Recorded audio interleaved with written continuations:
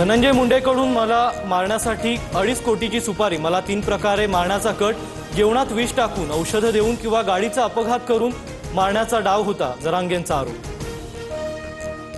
माझी जरांगे आणि आरोपींची ब्रेन मॅपिंग आणि नार्को टेस्ट करा, सीबीआय मार्फत या प्रकरणाची चौकशी झाली पाहिजे, मनोज जरांगेंना महागात पडणार धनंजय मुंडेंचा इशारा।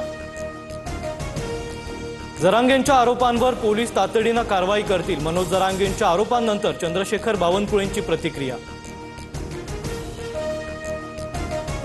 मराठा समाजाला खरंच ओबीसी मधून फायदा की ईडब्ल्यूएस मधून फायदा होणार, आरक्षणावर चर्चा करण्यासाठी जरांगेंनी मला ठिकाण आणि वेळ सांगावी, धनंजय मुंडेंचा जरांगेंना आवाहन।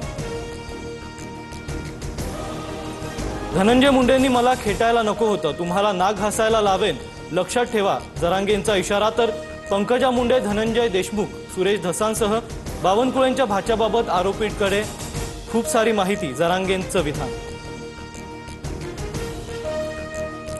जरांगेच मुख्यमंत्री भुजबळांची आय माय काढतायत, पंकजा मुंडेंना वाटेल ते बोलतात, धनंजय मुंडेंची जरांगेंवर टीका।